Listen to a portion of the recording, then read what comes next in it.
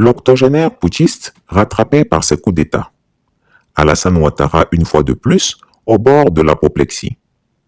Le dictateur ivoirien serait depuis dans un état de colère hystérique. L'homme a fait une crise d'hypertension aiguë quand, hésitant, son aide de camp s'est résolu à lui annoncer la catastrophique nouvelle de ce que ses 49 soldats, dont des putschistes avérés, ont été arrêtés à Bamako. L'homme a poussé un cri strident de colère qui a effrayé la maisonnée, marmonnant que si le Mali veut la guerre, il la lui servira. Et comment peut-on l'humilier ainsi? C'est la toute première fois dans l'histoire de la Côte d'Ivoire que pareil accident se produit. Aussitôt, il convoqua pour la nuit une réunion d'urgence avec ses sécurocrates. La nuit tombée, les 10 sécurocrates ont été informés de ce que la réunion était reportée sans autre forme de procès. Chris Yapi est en mesure de vous dire pourquoi celle-ci a été reportée.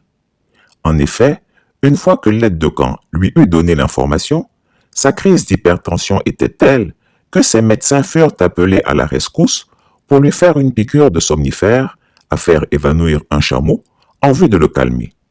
Quelques secondes plus tard, notre pauvre dictateur s'est endormi du sommeil du coupable. On osa le réveiller pour la réunion convoquée et son cercle restreint prit la sage décision de la reporter. Actuellement, le gouvernement ivoirien est sous le choc des accusations et est en quête d'une solution de sortie de crise. Alassane Ouattara se s'est pris dans la nasse. Toute l'Afrique sait désormais qu'il est un putschiste invétéré, inguérissable, et il doit en payer le prix. Depuis 1960, jamais un président n'a autant humilié la Côte d'Ivoire sur la scène diplomatique internationale. Alassane Ouattara, l'octogénaire super menteur, a trahi l'armée et le peuple ivoirien. Quelle est cette obsession à vouloir, vaille que vaille, déstabiliser le Mali? Qu'est-ce que les Maliens lui ont fait de mal? En plus d'être un despote, il est lâche, incapable d'assumer ses fautes. Malheureusement, il a déjà fait condamner ses pauvres soldats pour mercenariat en déclarant mensongèrement aux autorités maliennes qu'il ignore tout de la présence de ses soldats au Mali. C'est la première fois qu'un chef d'État livre et sacrifie son armée en terre étrangère. Rien que pour cela, il aurait dû démissionner. Boris Johnson a démissionné pour moins que ça. Alassane Ouattara est un traître à la nation, qui en plus d'avoir des soldats mercenaires, s'entoure de journaleux mercenaires. Il est évident que certains journalistes ont perdu le sens de la déontologie pour se mettre au service de l'octogénaire super menteur et dans la crise actuelle qui oppose le Mali à la Côte d'Ivoire, ils s'évertuent éhontément à défendre l'indéfendable. Ils sont une véritable honte pour la profession.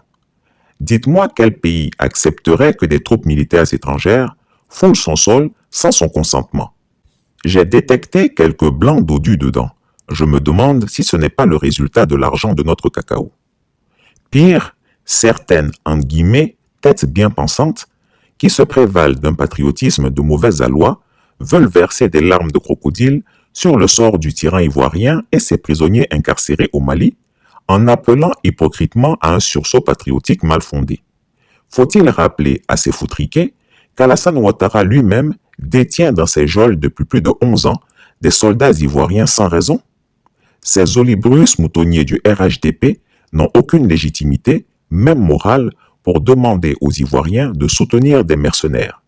Il ne s'agit aucunement d'un conflit entre le peuple de Côte d'Ivoire et le peuple malien, qui sont des peuples frères. C'est une affaire entre les voyous du troisième mandat et leurs mercenaires, alors qu'ils se débrouillent seuls. Est-ce qu'Alassane Ouattara a associé le peuple de Côte d'Ivoire à ces tentatives de coup d'État répétées dans les pays de la sous-région? Non. Quand il oppressait le peuple malien par des embargos et autres sanctions illégales et illégitimes qui ont causé des milliers de morts au Mali, où étaient ces âmes patriotes d'aujourd'hui? Veut-on nous demander d'être solidaires d'un serial killer? Ça jamais. Qu'Alassane Ouattara se débrouille seul. Toutefois, il faut s'attendre à ce que, malgré le fait qu'il ait dit qu'il ne connaissait pas ses soldats dans un premier temps, le dictateur ivoirien cherche à se venger du Mali. Les mesures de rétorsion sont d'ores et déjà à l'étude. Maliens, soyez vigilants. Chris Yapi ne ment pas. Retrouvez Chris Yapi sur son nouveau compte Twitter, ses 2 chaînes YouTube, sa chaîne Dailymotion, Instagram et Mediapart.